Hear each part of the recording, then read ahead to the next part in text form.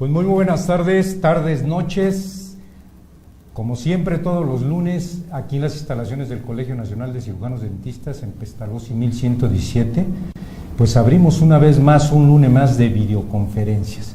Y hoy, pues como siempre y cada lunes, tenemos un invitado de lujo, nuestro amigo, sí, el doctor Juan Daniel Rodríguez Choreño, toda una personalidad en el área de la medicina, y lo digo sin temor a que esto sea cierto, porque lo sabemos de tu gran trayectoria, Juan Daniel, y bueno, pues hoy nos va a compartir un tema que trata sobre obesidad. Él lo nombra síndrome metabólico, pero vamos a leer un poco de tu currículum. Muchas Bien, gracias. Juan Daniel es médico cirujano por el Instituto Politécnico Nacional. Él tiene una maestría en Fisiología y Neurociencias, que ahí ha depositado mucho de toda su trayectoria profesional y académica.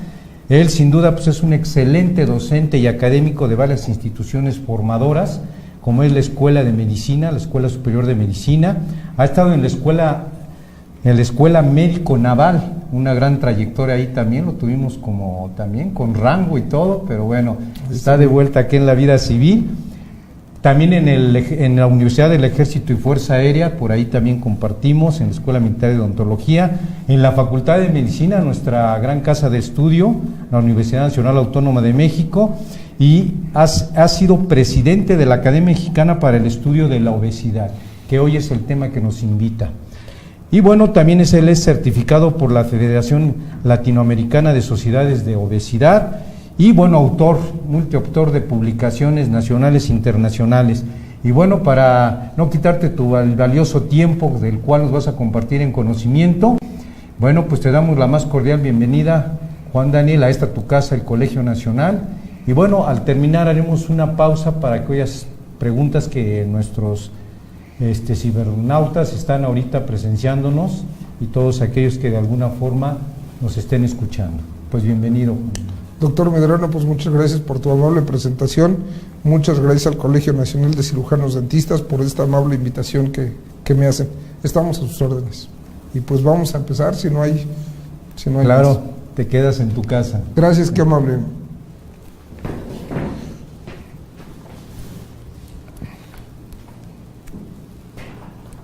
Bueno, estos son los logos de las instituciones en las que ya me hicieron favor de presentarme, donde nos hemos formado y también donde hemos trabajado.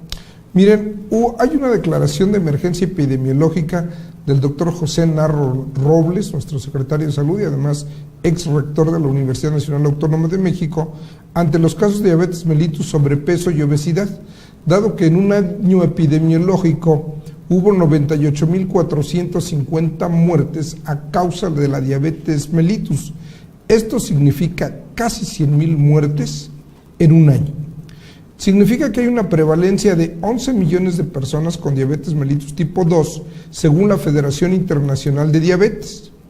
En la encuesta nacional de salud y nutrición de Medio Camino en el año 2016, se dice que 7 de cada 10 mexicanos adultos siguen teniendo sobrepeso u obesidad, es decir, el 71.2% de la población adulta. Significa 55 millones de personas adultas. Si a esto agregamos los niños, pues nos dan más de 60 millones de personas con sobrepeso y obesidad.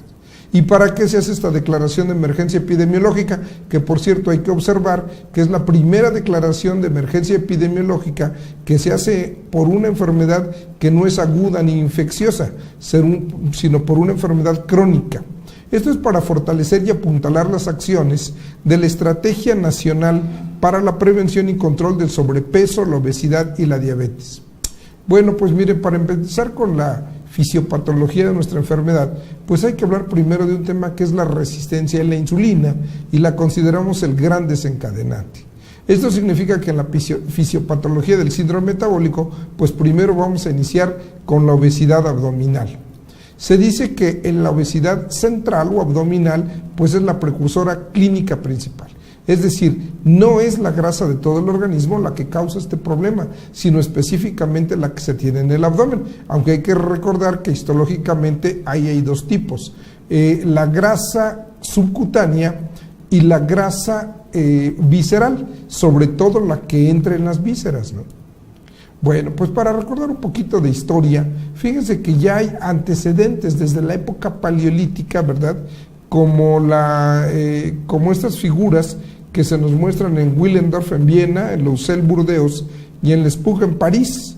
Y estas imágenes ya nos hablan de que siempre ha habido un problema de obesidad y obesidad central. En 1632, Nicolas Tulp fue el primero en describir el síndrome con hipertrigliceridemia. Morgagni, que vivió de 1682 a 1771, habló del síndrome con obesidad visceral, hipertensión, hiperuricemia, ateroma y apnea del sueño. Si se dan cuenta, se van abonando cada vez más elementos que coinciden en este problema. Bueno, pues en 1923, Killing habló de la hiperglucemia, la hipertensión y la hiperuricemia. En 1948, Bach habló del fenotipo masculino que agrupa obesidad y datos de evento vascular cerebral. Para 1977, Haller nombra al síndrome el síndrome metabólico. Para 1980, Birman asocia la dislipidemia a diabéticos. En 1960, Crepaldi describió el síndrome plurimetabólico caracterizado por obesidad, hipercolesterolemia e hipertrigliceridemia. En 1988, Riven observó varios factores de riesgo juntos, como son la dislipidemia, la hipertensión y la hiperglucemia, y les llamó el síndrome X. Pero hay que observar esto. Estamos hablando de una entidad, que siempre decimos una nueva entidad. Sin embargo, vemos que desde 1988 ya se observaba la conjunción de estos fenómenos, es decir, por un lado, fenómenos bioquímicos, como son la dislipidemia, la hiperglucemia, fenómenos cardiovasculares, como es la hipertensión, fenómenos clínicos, como es la obesidad central. Es decir, estamos frente a un grupo de signos, síntomas, de datos clínicos que se conjuntan precisamente en este síndrome que fue llamado el síndrome X. Ya más recientemente se fijó que el síndrome metabólico se puede diagnosticar, podemos hacer el diagnóstico a nuestro paciente de síndrome metabólico si tiene 3 o más de las siguientes anormalidades. Número 1, la cintura de más de 90 centímetros en varones, pero según el consenso de la Asociación Latinoamericana de Diabetes nos dice que es arriba de 94, es decir, nos damos cuenta que a los latinoamericanos nos dan un pequeño margen, un poquito más arriba que el internacional. 80 centímetros en mujeres, significa para el consenso ALAD 88 centímetros, otra vuelta da un margen. Los triglicéridos por encima de 150 miligramos por decilitro. El colesterol de alta densidad, lo que le llamamos el HDL, que también a veces pedagógicamente le llamamos el colesterol bueno, debe de tener cifras por abajo de 40 en varones y por abajo de 50 en mujeres miligramos por decilitro para poder hacer el diagnóstico de síndrome metabólico. Es decir, en este caso lo mejor es tener concentraciones por encima de 40 miligramos por decilitro en varones y por encima de 50 miligramos por decilitro en mujeres. La tensión arterial, cifras superiores a 130-85 milímetros de mercurio. La glucemia en ayuno, si la tenemos con cifras por encima de 100 miligramos por decilitro, pues ya estamos hablando de otro dato más para síndrome metabólico. Bueno, se dice que la obesidad es el factor clave en el síndrome metabólico. La acumulación excesiva de grasa en el tejido adiposo se asocia con la resistencia a la insulina que lleva a la hiperinsulinemia. Vamos a ver un poquito cómo se desglosa esto. Bueno, pues primero, hay asociaciones que nos dicen estas curvas, que nos dicen que a mayor porcentaje de grasa abdominal central, disminuye de una forma inversamente proporcional la sensibilidad a la insulina. Es decir, a mayor grasa, menor sensibilidad a la insulina. ¿Qué significa? Bueno, pues el porcentaje de grasa abdominal, pues lo normal es que ande por abajo de 20%. En ese caso la sensibilidad a la insulina es de 100, es completa. Pero si nosotros nos vamos hasta un 50% de grasa abdominal central, entonces vemos que la sensibilidad a la insulina va a disminuir a 20.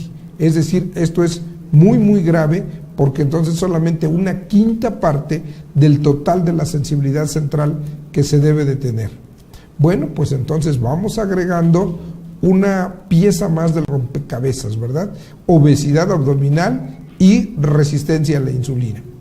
Vamos a ver que es muy importante que la grasa, ¿verdad? Los ácidos grasos libres se deben de estar solo en el tejido adiposo. ¿Esto qué significa? Que si los ácidos grasos se van a tejidos u órganos fuera del tejido adiposo, pues esto nos va a dar lo que se llama lipotoxicidad. El ejemplo más conocido por todos es la esteatosis hepática, es decir, la grasa en el hígado, o lo que también se llama el hígado graso no alcohólico. ¿Esto qué significa? Bueno, pues que la grasa se va a alojar en el interior de las vísceras. También se puede ir al interior del corazón, es decir, puede haber esteatosis cardíaca, esteatosis muscular, además de la esteatosis hepática y desde luego esteatosis renal. Esto es muy grave. ¿Por qué razón? Porque la esteatosis en el caso del hígado, por ejemplo, puede evolucionar a cirrosis hepática, aun que no haya alcoholismo.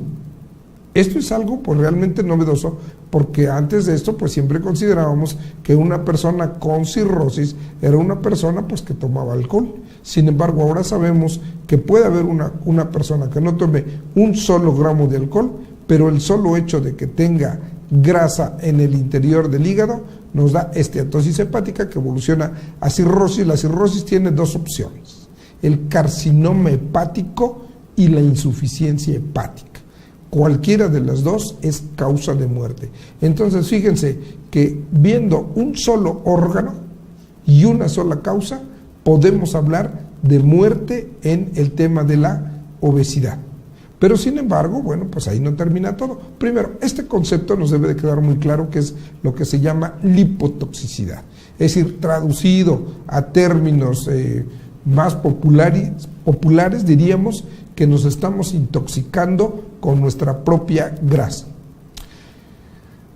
Esta resistencia a la insulina que nos da la grasa visceral, cuando por ejemplo el músculo está inundado de ácidos grasos, pues provoca una disminución de la señalización de la insulina. Y entonces la glucosa no puede entrar al músculo. Entonces esto es un problema muy grave, porque fisiológicamente todos sabemos que el combustible con el que se va a mover el músculo pues es la glucosa. Pero si la glucosa no puede incorporarse a la fibra muscular porque hay una mala función de la insulina, entonces no va a haber ese ingreso de glucosa al músculo y entonces el músculo no se puede contraer. Entonces, cuando nosotros le decimos a nuestro paciente que haga ejercicio, de repente va a ser muy difícil que lo haga. ¿Por qué razón? No es solamente un problema de actitud, sino es un problema bioquímico por la falta de glucosa en el músculo. Bueno, pues el problema entonces es que la salida de los ácidos grasos desde el tejido adiposo hacia el torrente circulatorio va a hacer que se vayan a otros órganos en los que no es conveniente que esté, repetimos, como es el caso del hígado, como es el caso del músculo cardíaco, incluso del riñón. Aquí se presentan varios fenómenos bioquímicos que intervienen en la patología de la obesidad central. Uno de ellos es que disminuye la captación de glucosa por el músculo esquelético, es decir, hay menos ingreso de glucosa al músculo. ¿Esto cómo lo interpreta el organismo? Como si hubiera una falta de glucosa. ¿Y cómo responde entonces el hígado? El hígado responde elevando la concentración de glucosa en sangre, es decir, hay una liberación hepática de glucosa. Como se da este fenómeno como un continuo de la obesidad y la hiperglucemia, lo que nos lleva al diagnóstico de diabetes, entonces ahora se ha acuñado otro término más, que es el término diabesidad. ¿Cómo podemos interpretar esto? Pues como un continuo entre la obesidad y la diabetes, que en este caso veríamos la parte desafortunada. La persona obesa tiene muchas posibilidades de ser diabética. Es prácticamente un camino que conduce hacia esto. Bueno, pues para remarcar, diríamos que la resistencia a la insulina, cuando el músculo está inundado de ácidos grasos, disminuye la señalización de la insulina, pues entonces no hay esta función y el organismo tiene astenia adinami. Antes de que el paciente llegue a un diagnóstico de diabetes, que nos dicen las guías, debe de ser un paciente con más de 120 miligramos por decilitro de glucosa. La acumulación excesiva de grasa en el tejido adiposo se asocia con la resistencia a la insulina, que lleva a la hiperinsulinemia y a un fenómeno, pues un signo clínico de oscurecimiento de la piel. Entonces se ve que la piel es más oscura en zonas específicas como el cuello, las articulaciones de los dedos, los codos, también se va a ver en la cara anterior del antebrazo. Y esto se le denomina acantosis nigricans. Entonces la acantosis nigricans, que es el oscurecimiento más un engrosamiento de la piel, algunos otros datos que se agregan, puede haber, por ejemplo, verrugas en el área axilar, en el área inguinal. Todo esto es un fenómeno metabólico endocrino de la resistencia a la insulina. Miren, aquí vamos a platicar un poquito del tejido adiposo en la fisiología, porque resulta que no se comporta igual el tejido adiposo de una persona delgada si lo comparamos con el tejido adiposo de una persona enferma de obesidad.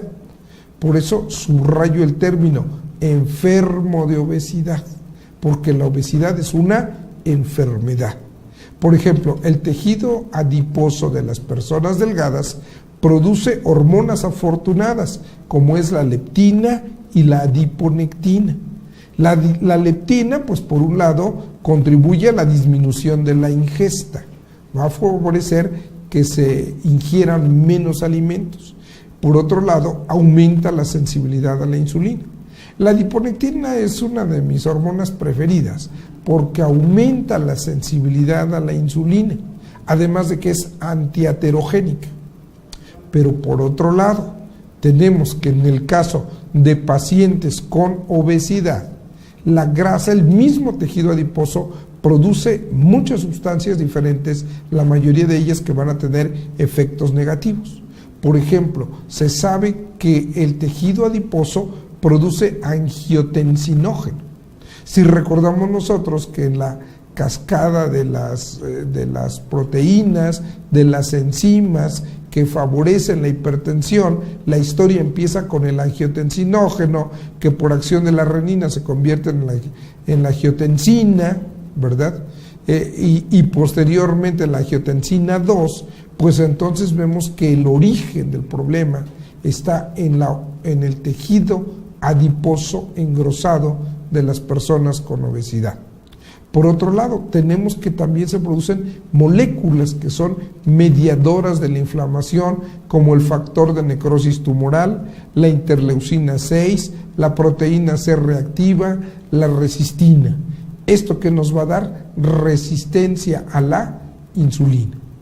Por otro lado, tenemos la acción de la insulina. Es decir, la insulina nosotros sabemos que tiene receptores, ¿verdad?, en la membrana, tiene diferentes lugares donde se acopla. Por ejemplo, extracelularmente están los puentes disulfuro, ¿verdad? Nosotros vemos ahí, llega la insulina, se une a su receptor y luego va a haber una serie de eventos intracelulares. Y va a haber de diferentes tipos. Por ejemplo, uno de ellos es la activación de la tirosincinasa. Finalmente, la producción de inositol trifosfato sinasa. Digamos que esta es la vía buena para darle un calificativo. La inositol trifosfato quinasa favorece síntesis de grasa, síntesis de proteína, crecimiento y expresión de genes. Esta es la parte buena, pero además esto va a favorecer el ingreso de aminoácidos, el ingreso de glucosa a través de transportadores de glucosa que se abrevian como los GLUT. Hay una familia de transportadores de glucosa, pero aquí específicamente en el músculo los GLUT4, que es un soporte o cotransporte de glucosa con sodio. Bueno, en el caso de la obesidad, las moléculas mediadoras de la inflamación bloquean los mecanismos postreceptor de la insulina. Así, por ejemplo, no puede actuar la adiponectina, que es una proteína, molécula que favorece la sensibilidad de la insulina, porque su acción es bloqueada por el factor de necrosis tumoral alfa y por la interleucina 6. Por lo tanto, se bloquea la cascada de la inositol trifosfato quinasa. Por contra, como no se activa, digamos, la vía útil, la vía buena, la vía positiva, se activa otra cascada, que es la de la proteína quinasa activada por mitógenos. El problema es que esta vía favorece la producción de cáncer, y justo de los cánceres más frecuentes en nuestro país, como es el cáncer de mama en mujer, obviamente, el cáncer de colon en todos, hombres y mujeres, el de próstata en varones, endometrio obviamente también en mujer, vesicular y hepático en ambos géneros. ¿Esto qué significa? Bueno, pues que la obesidad siempre va a estar acompañada de una serie de comorbilidades, como es la presentación de la litiasis biliar, la hipercolesterolemia, problemas emocionales como son la depresión, problemas ginecobstétricos como la infertilidad, gastrointestinales como el reflujo, insuficiencia cardíaca, apnea del sueño, diabetes tipo 2 e hipertensión arterial. Bueno, para los años 90, este autor, Gökhan Hotamizligil, él dijo que un estado de inflamación sistémica, y ese estado de inflamación sistémica subclínica inducida por trastornos en el metabolismo intermedio, que constituye el factor de riesgo cardiovascular más importante en nuestro mundo occidental, y él llamó una inflamación metabólica, que dependiendo el autor que leamos, pues lo usa el término de diferente manera. Hay quien dice metainflamación, yo prefiero el término metaboinflamación. ¿Por qué nos habla de inflamación metabólica? Es decir, de una inflamación, un fenómeno inflamatorio asociado a trastornos metabólicos. Esto significa entonces, decíamos que, tratando de simplificar, no se comporta igual el tejido adiposo del sujeto no obeso que del enfermo de obesidad. En el sujeto no obeso hay una mayor cantidad de moléculas antiinflamatorias que proinflamatorias. Por contra, en el paciente con obesidad hay una mayor cantidad de moléculas proinflamatorias que antiinflamatorias. Bueno, entonces dice que hay una disfunción del eje metabólico, ¿verdad? Y entonces si nosotros vemos una imagen de un paciente con obesidad, pues se dice que hay un estrés adipositario. Eso nos lleva a una elevación de los ácidos grasos libres, ¿verdad? A trastornos de la beta oxidación.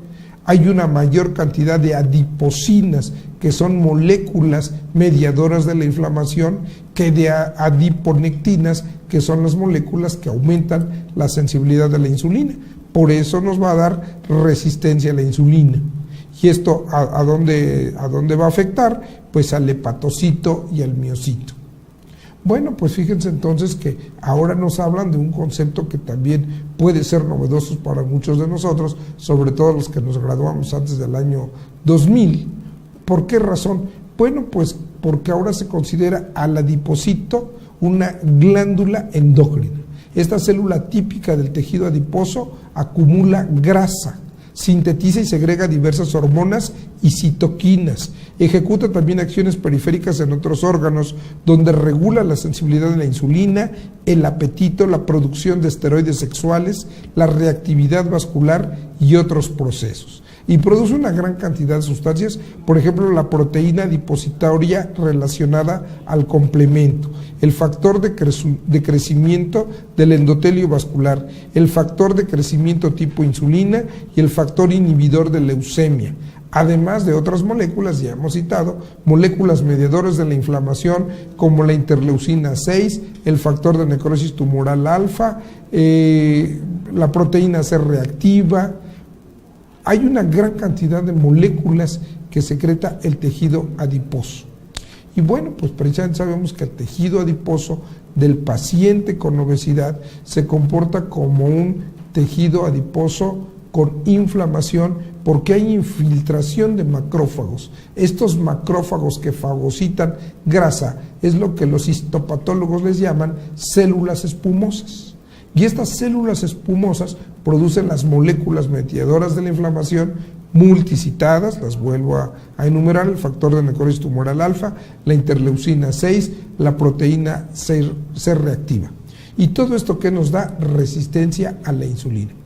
Fíjense ustedes que si el día de hoy ustedes le diagnostican a un paciente diabetes mellitus, como dicen los lineamientos, las guías, nos dicen que hacemos, por ejemplo, glucosa en ayunas medida por laboratorio, y es el tercer día de manera consecutiva en la que medimos la glucosa por encima de 120 miligramos por decilitro. Bueno, esa persona entonces decimos es diabético a partir de hoy.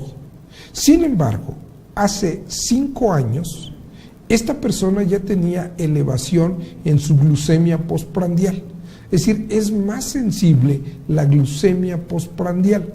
¿Qué significa? Que hace 5 años esta persona ya violaba la ley del 2. ¿Cuál es la ley del 2? Si ustedes le miden a un paciente cifras de glucemia, aún con la tira reactiva, por encima de 200 miligramos por decilitro, y ese paciente les dice: ¿qué cree, doctor? Es que la verdad es que yo desayuné, no vengo en ayunas. Sí, pero ya tiene más de 2 horas que desayuné. Si tiene más de 2 horas y tengo más de 200 miligramos por decilitro, ustedes ya tienen derecho a sospechar que tengo o me estoy aproximando mucho a la diabetes mellitus. Si no necesariamente tenemos que esperarnos a lo que dice la guía, que son 120 o 125 miligramos, depende del autor que leamos, de miligramos por decilitro. Más aún, hace 10 años que yo fui al consultorio de un médico que ya me vio, me revisó la piel y me dijo que tenía acanthosis nigricans.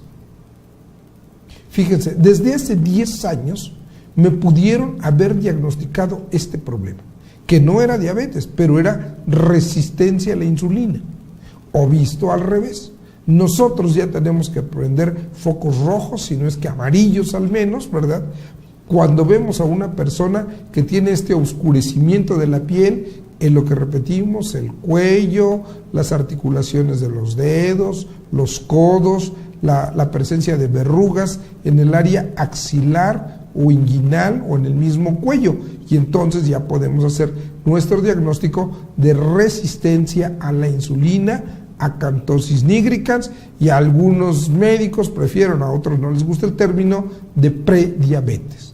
Pero el término es muy útil, probablemente académicamente en medicina no sea correcto, pero sí es muy útil cuando le explicamos al paciente: si usted no se trata en este momento, usted va directo a la diabetes en corto plazo. Bueno, ahora si vemos nosotros la curva de la producción de insulina, pues al principio hay una hiperinsulinemia compensatoria. Va a llegar a un punto alto y después va a ir disminuyendo hasta que pasa un umbral, que esto aproximadamente va a ser a los 10 años de que ya se me diagnosticó la diabetes. Y entonces ya la insulina no es suficiente y son los pacientes que ya son insulinodependientes, que ya no es suficiente con fármacos hipoglucemiantes o antihiperglucemiantes, como es el caso de la metformina. ¿Esto qué significa? Bueno, pues que desde que empieza el paciente con obesidad ya deberíamos de darle tratamiento. Luego va a haber un trastorno de glucosa en ayunos y finalmente diabetes. Regresando a nuestro tema fisiopatológico de la obesidad, pues miren, este estrés reticular adipositario, que se caracteriza por la liberación de adipocinas, nos lleva a una desrepresión del factor kappa beta, un factor nuclear kappa beta. Ese factor nuclear kappa beta normalmente mantiene la diferenciación del adipocito, pero ¿qué sucede cuando desreprimimos del factor nuclear kappa beta? Cuando lo liberamos, por decirlo de otra forma. Bueno, pues entonces va a haber esta desdiferenciación del fenotipo del preadipocito y entonces se va a convertir en un adipocito de tipo inflamatorio. Y se presentan estas moléculas, interleucina 6, proteína C reactivo, factor nuclear, alfa y las prostaglandinas. Va a haber infiltración de monocitos y linfocitos y todo esto nos va a meter precisamente en un estado metabólico de metaboinflamación que ya habíamos enunciado. Bueno, también va a haber la presencia de especies reactivas del oxígeno. El exceso de nutrientes o proteínas, las chaperonas, ¿verdad?, que sean inadecuados, estas proteínas plegadas anormalmente se agregan en el citosol y pueden interferir con las funciones celulares normales. El exceso de ácidos grasos libres en la mitocondria produce desacoplamiento mitocondrial y liberación de las especies reactivas de oxígeno. Las citocinas inflamatorias inducen estrés oxidativo. El factor de necrosis tumoral alfa estimula la producción de las especies reactivas de oxígeno en el hepatocito. Bueno, pues miren, también vamos a ver la actividad de la enzima óxido nítrico sintasa, que es la que libera el óxido nítrico, pero resulta que existe de dos maneras. Una que se llama constitutiva, llamémosla fisiológica, y este óxido nítrico mantiene el equilibrio fisiológico, causa vasodilatación. De hecho, se dice que es el factor derivado del endotelio, que es el más poderoso que causa esta vasodilatación. Pero por otro lado, también hay una óxido nitrato sintasa u óxido nítrico sintasa inducible.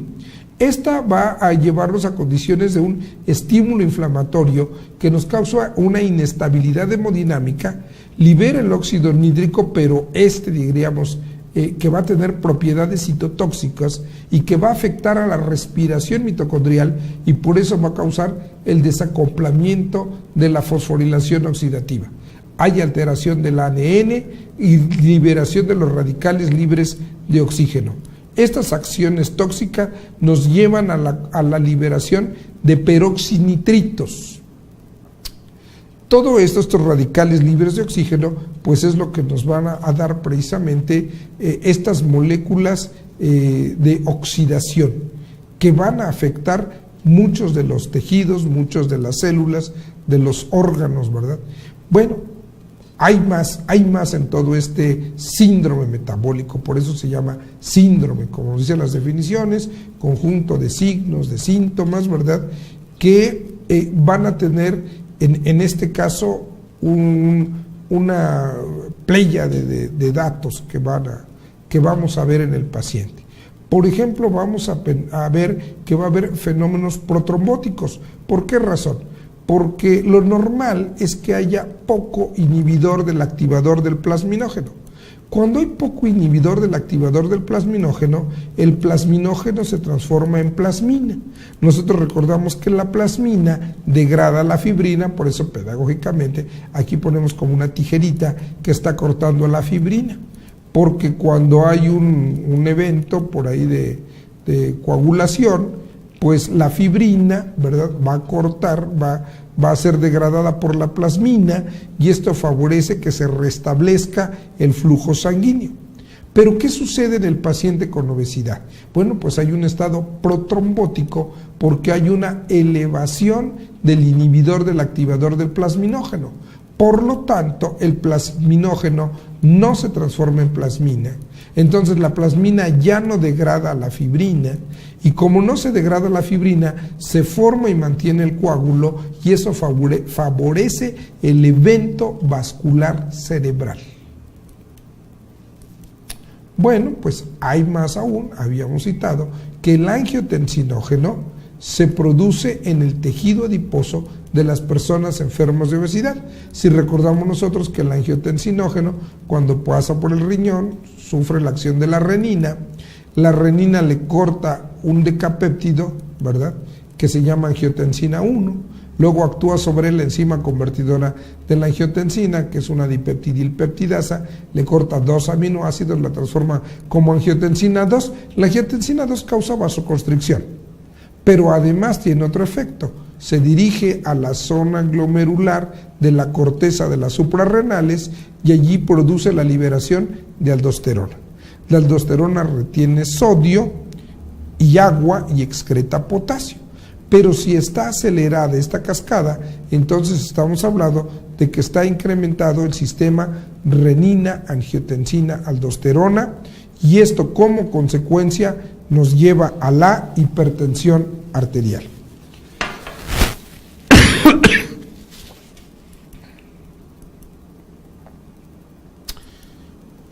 Muy bien. Esto nos lleva a una reflexión.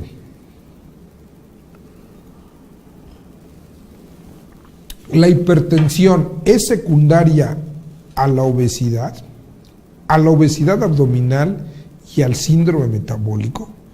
Pero si siempre nos habían dicho que la hipertensión arterial sistémica era una enfermedad esencial, es decir, que no se sabía la causa.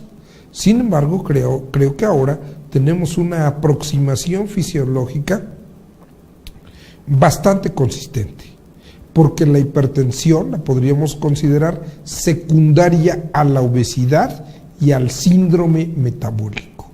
Y entonces probablemente ya no debiéramos decir en el paciente con obesidad que es esencial, sino que sabemos cuál es la causa. Más aún, las disglucemias, las dislipidemias están relacionadas con la hipertensión, pero todo esto ¿por qué? Porque tanto LDL como la proteína asociada a los macrófagos nos da una activación y una disfunción y un daño endotelial. Si a esto le agregamos la presencia de radicales libres superóxido, bueno, todo esto nos va a dar la liberación de óxido nítrico, de estos radicales de los que ya hemos hablado, de la desrepresión del factor nuclear kappa beta, y bueno, esta activación, disfunción y daño endotelial. Entonces, es otra de las causas de hipertensión arterial. Pero hay más. Por un lado, la resistencia a la insulina y la hiperinsulinemia, mayor producción de aldosterona, retención de agua y sodio, incremento del gasto cardíaco y lo que habíamos citado, alteración de la función endotelial que evita la síntesis de óxido nítrico. Entonces podemos decir que el síndrome metabólico pues va a tener varios componentes: la inflamación, hipertensión arterial, hipercolesterolemia, hipertrigliceridemia, aumento de la resistencia a la insulina y todo esto pues la diabetes mellitus, que nos lleva a la muerte por evento vascular cerebral. Entonces vamos completando nuestro esquema, ¿verdad? Aquí estas piezas del rompecabezas. La obesidad abdominal, resistencia a la insulina, un estado protrombótico caracterizado por un incremento del inhibidor del activador del plasminógeno, una disminución del fibrinógeno, hipertensión arterial sistémica, un estado proinflamatorio que podríamos juzgar por las concentraciones de proteína C reactiva.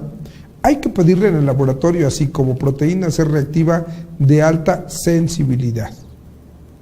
Y desde luego la dislipidemia, caracterizada por hipertrigliceridemia, disminución del colesterol bueno, disminución del HDL, incremento del LDL. Hay un autor, el doctor Di Fronzo, él es maestro de los cursos de obesidad que se dan en San Antonio, Texas. Y él nos ha dicho que hay un octeto ominoso, es decir, 8 defectos que contribuyen a la progresión de la diabetes mellitus tipo 2. Algunos de ellos que nosotros ya los conocíamos, por ejemplo, el incremento de la producción hepática de glucosa, porque es lo que caracteriza la diabetes mellitus. Otro es el incremento de la secreción de glucagón por las células alfa de los islotes de Langerhans. También hay al principio hay una hipersecreción, pero finalmente una disminución en la secreción de la insulina. Una disminución del efecto de las incretinas, lipólisis incrementada en el tejido adiposo y un incremento en la reabsorción de glucosa a nivel renal. Algunas otras cosas muy interesantes, por ejemplo, la disminución de la recaptura de glucosa por el músculo. Y algo que sí es muy novedoso es la disfunción de los neurotransmisores. Esto es un concepto realmente novedoso, donde hay un desbalance en la concentración de serotonina, dopamina y noradrenalina.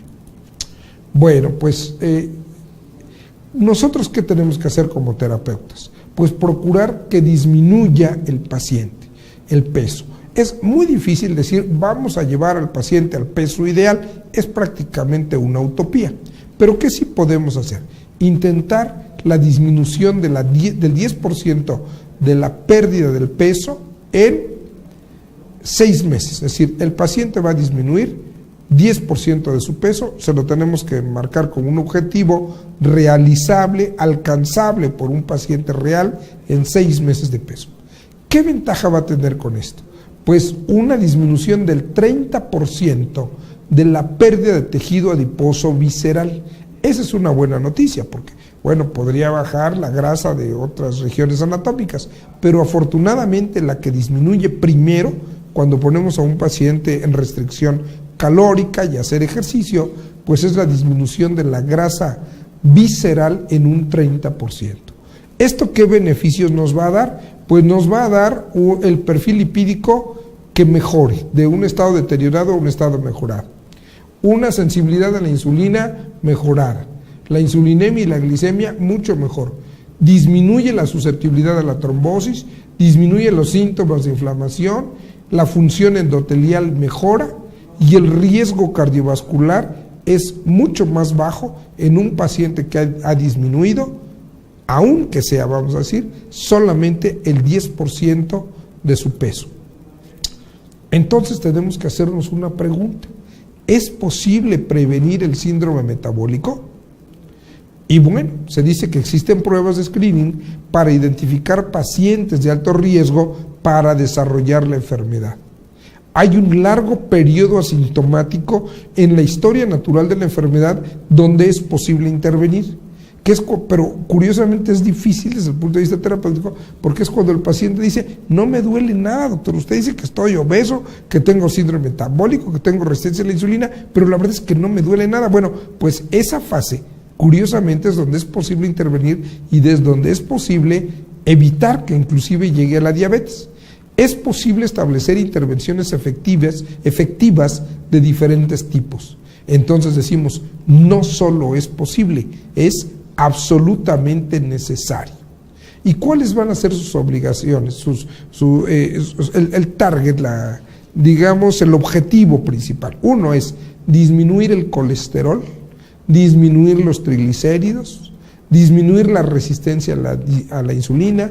Podemos juzgarlo mediante pruebas de laboratorio, como decíamos, la proteína C reactiva de alta sensibilidad, disminuir el inhibidor del activador del plasminógeno. En las muy fáciles de medir hay que ver la disminución de la glucosa y de la hipertensión arterial. Las cifras de glucosa deben de estar siempre por abajo de 100. Sin embargo, entre 100 y 125, nosotros ahí tenemos una ventana en que el paciente todavía no es diabético, pero ya tiene resistencia a la insulina. Y entonces es el momento en el que debemos actuar de una manera enérgica. Bueno, entonces dice que el tratamiento integral del síndrome metabólico, ¿qué incluye?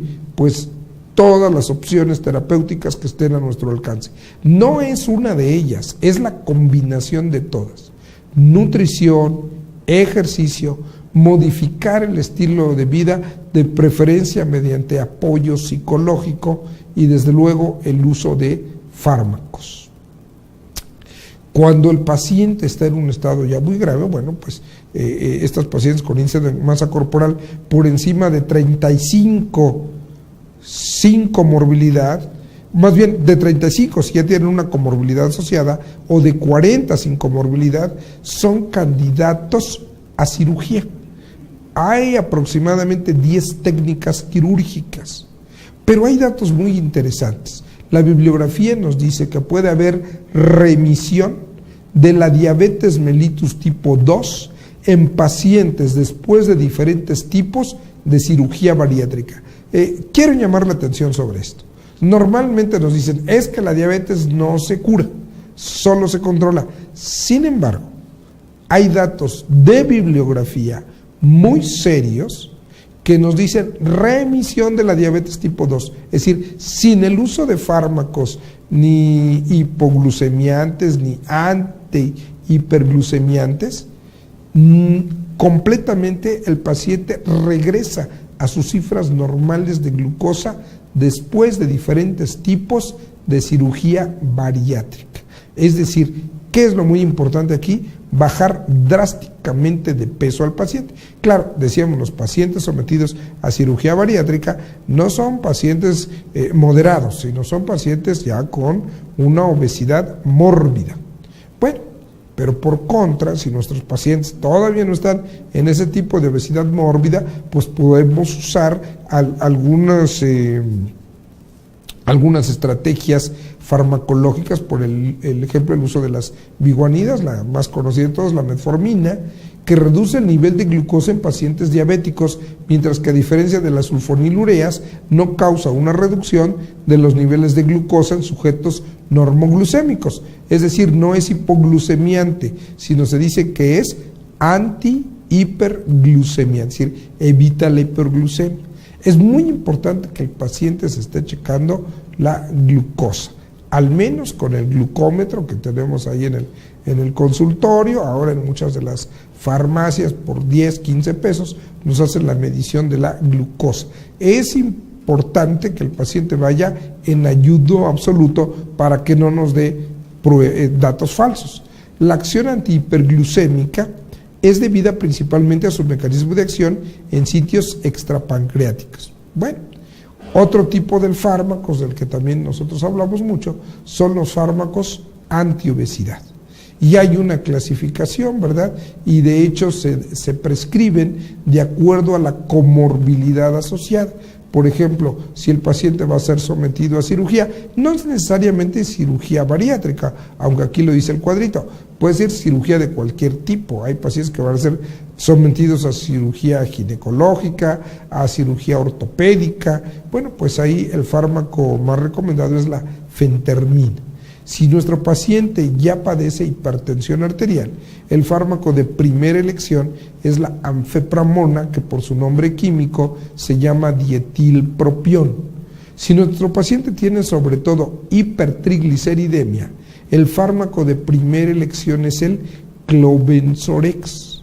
Si el paciente padece ansiedad, hay una combinación en el mercado de fenproporex de 20 miligramos y diazepam de 6 miligramos. Si el paciente ya tiene resistencia a la insulina o diabetes mellitus, entonces el fármaco de primera elección es el Masindol. El Masindol, ¿por qué razón? Porque tiene efectos metabólicos además de sus efectos saciógenos. Mejora la tolerancia a la glucosa porque disminuye la secreción de insulina en humanos, aumento de la utilización de glucosa por el músculo esquelético. No es muy claro, los investigadores no han dilucidado si es el transportador de glucosa tipo 1 o el 4. Lo que sí se sabe es que tiene un efecto sinérgico con la insulina. Nosotros ya tenemos resultados, incluso ya publicados, en los que hemos prescrito el Masindol a pacientes. En este caso se muestra un grupo de 124 pacientes, ¿verdad? Y se les da 3 meses de tratamiento de 2 miligramos de Masindol, y entonces nosotros vemos que los pacientes bajan de 81.7 a 76.8, de 102.6 a 96.3 de circunferencia de la cintura. Si se dan cuenta, son 6 centímetros. Uno pensaría no es demasiado, pero cuando pensamos en nuestro propio cinturón, piensen ustedes en recorrerle 3 puntitos al cinturón y van a ver, piensen, como dicen, qué significaría para usted tener 6 centímetros menos en la circunferencia de la cintura. ¿Verdad que ya lo convencí? Bueno, las concentraciones de glucosa, de 130 a 107.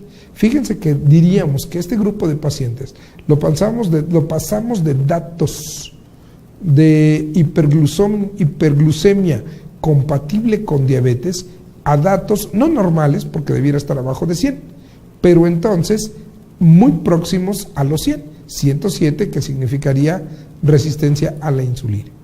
Este es otro estudio en el que comparamos diferentes fármacos, pero aquí lo más útil, el que más disminuye los niveles de glucosa en sangre, es como cuando pasamos de un fármaco feniletilamínico a Masindol.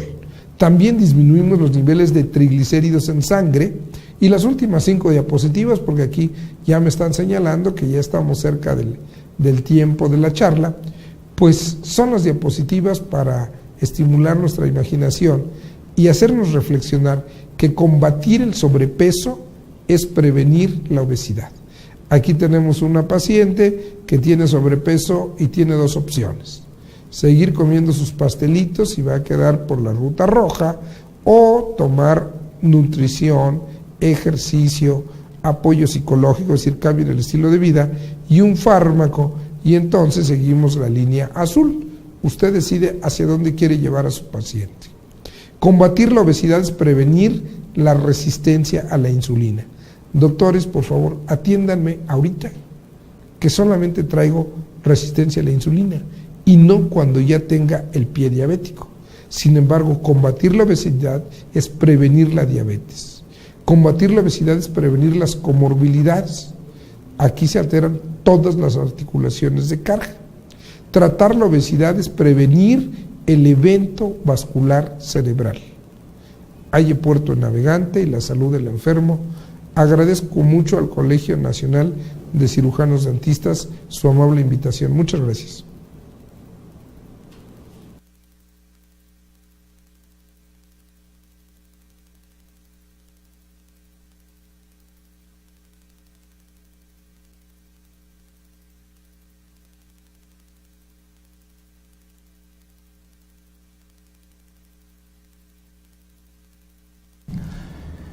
Pues muy bien, estamos de regreso. Oye, Juan Daniel, esto es importantísimo, la parte básica del conocimiento, que pareciese que nuestra formación como médicos ya no la es tomada en cuenta el transcurso del ejercicio profesional.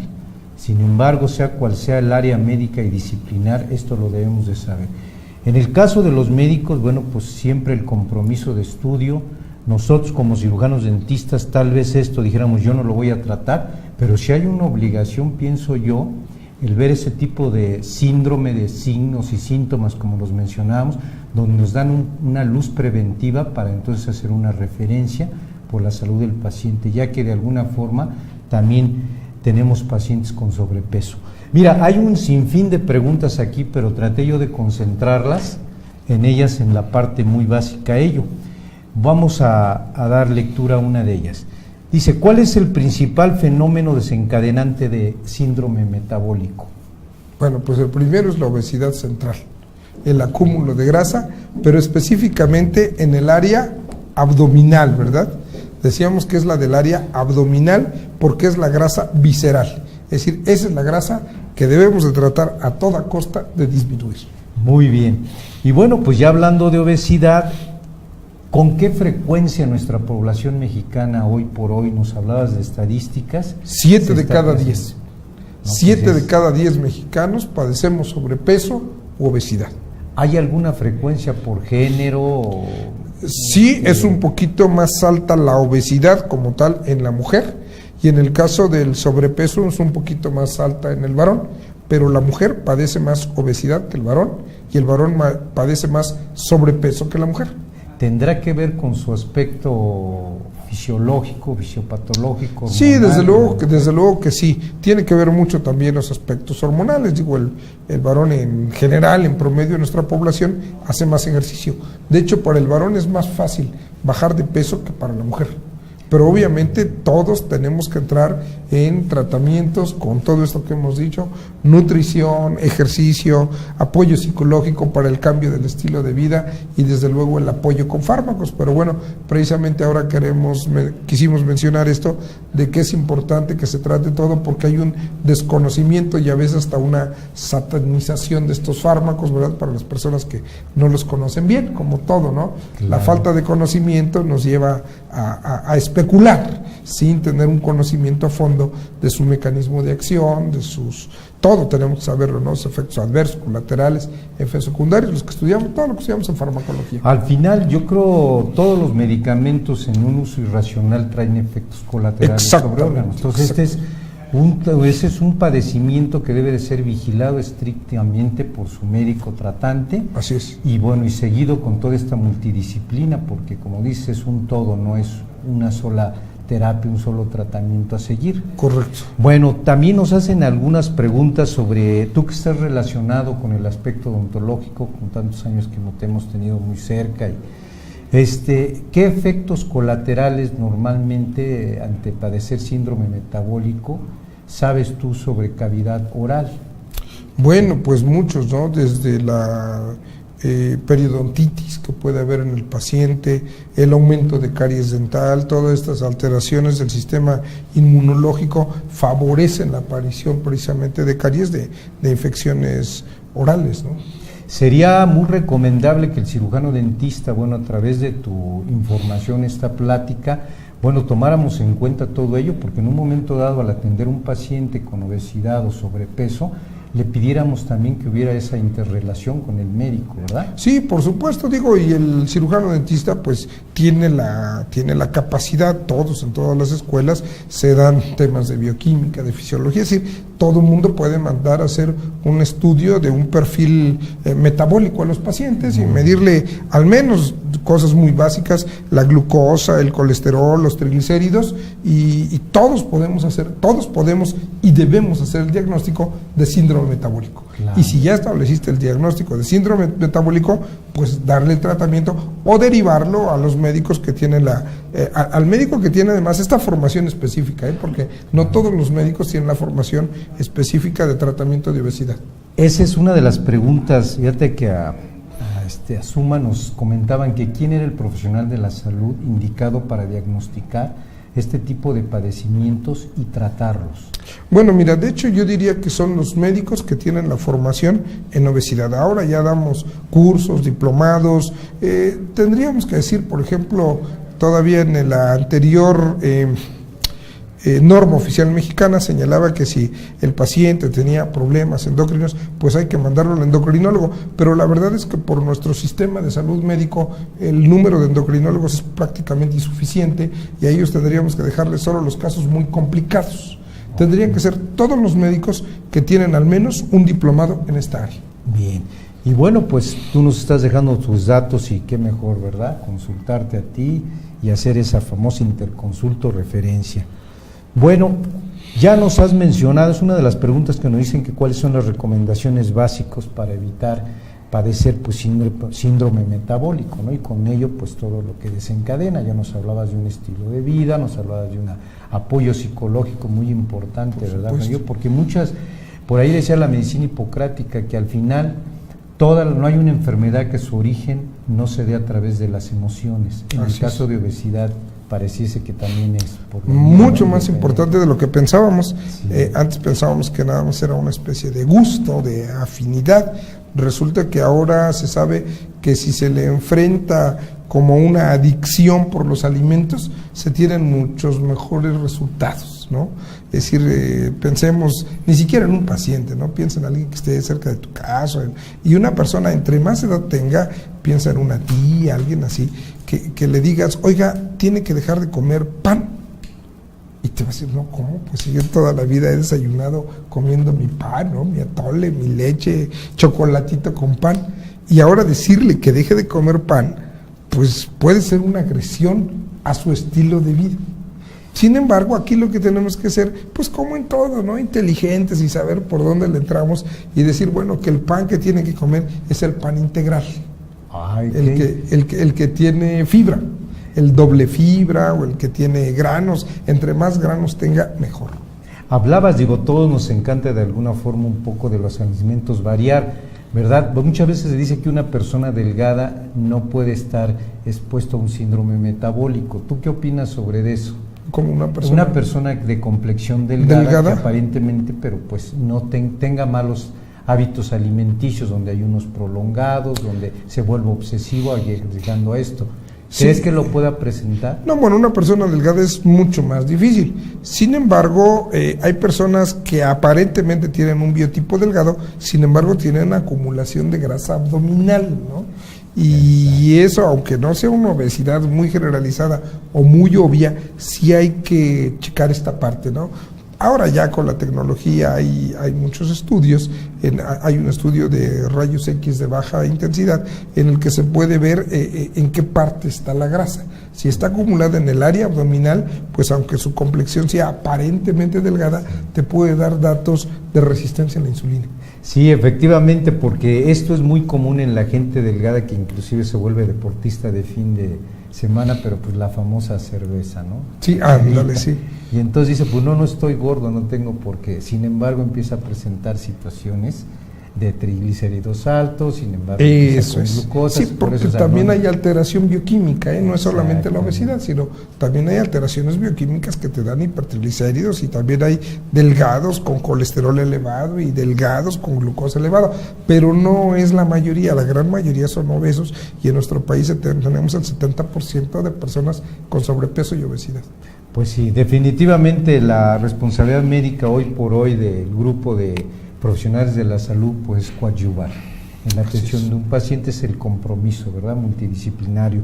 Juan Daniel, pues no sé si quisieras agregar algo a esta tu pues casa. Pues agradecerte mucho la invitación que me has hecho a través del Colegio Nacional de Cirujanos Dentistas, ¿verdad? De nuestro presidente, el doctor Jacobo, pero pues obviamente estamos aquí a tus órdenes para lo que se les ofrezca a ti y a todos los colegas que nos están viendo del otro lado de la pantalla. Pues ha sido un honor estar con ustedes. Pues te manda saludos también nuestro director de Educación Continua y fundador del colegio, el doctor Ricardo Rey Bosch. Así, bueno, pues vamos a pasar a agradecerle al doctor Juan Daniel Rodríguez Choreño por su participación en esta aula habitual y ciclo de videoconferencias con el tema síndrome metabólico. Al pie da su firma el doctor Jacobo Efraín Pérez Insunza, presidente del Colegio Nacional de Cirujanos Dentistas, Fundación Manuel Rey García. Y bueno, pues esta es una de aquellas invitaciones que queríamos. Yo me dices que manejas pues todo esto bastante bien, alguna temática, y habrá oportunidad de invitarte, y cómo no, pues al programa de radio, ¿verdad? Ahora, cómo no, con todo gusto. Eres muy amable. Y un pequeño regalo. Y muchas gracias a nuestro presidente y al fundador, el doctor Rey. Bueno, pues muchísimas con un aplauso te despedimos y esta es tu casa. Gracias a ti y a todos ustedes. Pues muy amable, pues mañana los esperamos en Martes de Café, ¿sí?